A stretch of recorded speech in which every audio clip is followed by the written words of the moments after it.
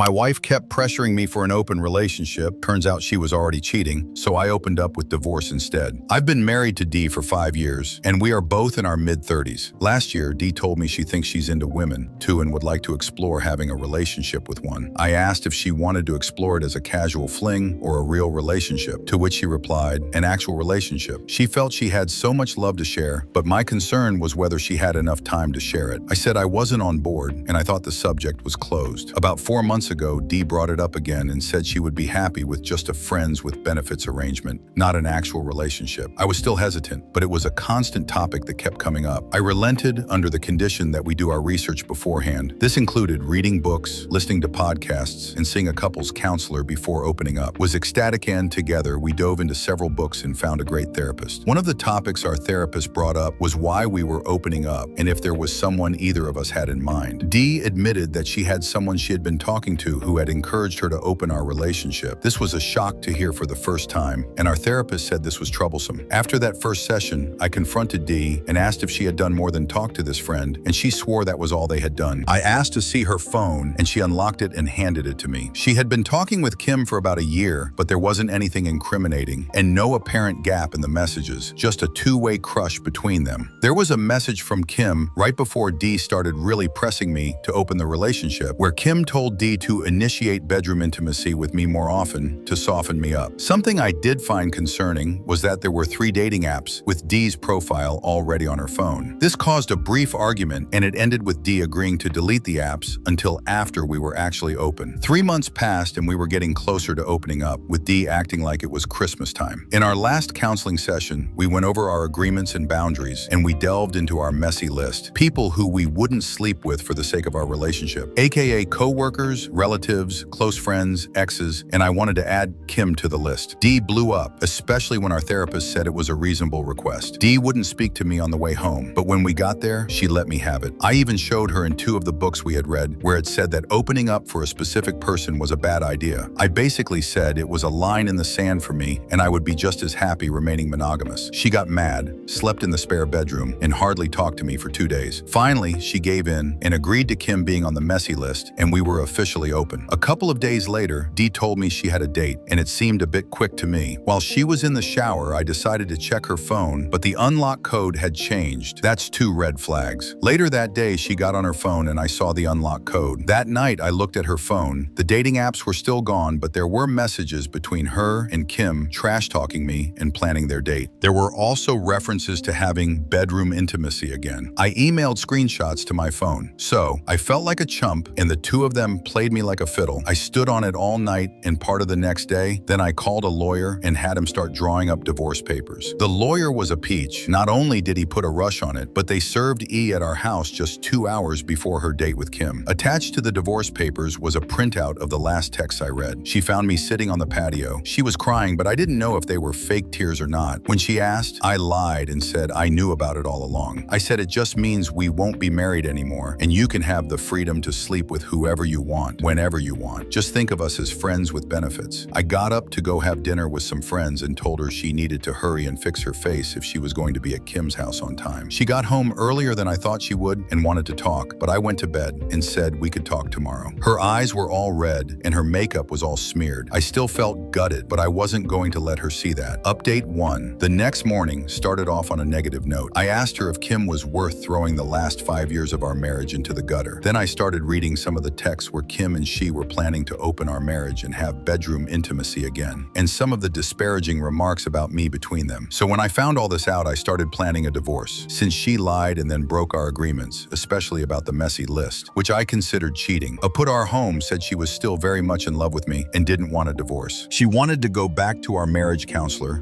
and work things out. I told her I couldn't be married to a liar and a cheater, and she was the one who burnt down that pledge, and now we just need to move on. If we could be civil about it, I was open to a roommate with benefits arrangement, and we could cohabitate and split the bills 50-50. Since we wouldn't be married any longer, we would both be free to part ways at any time without any strings attached. She is determined to win my trust back and show me how much she still loves me. Hopefully, our therapist can help us form a new set of rules as roommates, and we will see where things go from here. Mini update. I hear what all the comments are saying, but at this point, I can't legally just kick her out. However, I've got our finances separated. All the credit cards canceled, half of the money has been moved to a separate account. I told Dee she could stay on my insurance until the first of the year. Our regular counseling session is on Tuesday, and I have already emailed our therapist with a heads up on our relationship change. I moved all of Dee's things into the spare bedroom. The last couple of days, I've been love spammed. Dee wants to pump the brakes now on the open relationship and put the divorce on hold. I let her know that both of those ships have sailed, and we would just have to ride them out and see where they take us. But it is unlikely that we would get back to where we were. Last night, she got all made up and put on my favorite outfit. Probably some of the hottest bedroom intimacy we ever had, including her initiating a couple of things that were on her taboo list, and then more this morning when we woke up. I gotta say that my friends have really been there for me these last 6 months. Most of them have been encouraging me to stay steady on the divorce. My sister-in-law has told me recently that her sister has had a crush on me for the longest time and wants to set me up with her. Update 2. Okay, I'm throwing in the towel. After the last 2 counseling sessions, finally admitted she cheated and lied about her affair with Kim, but still doesn't show any remorse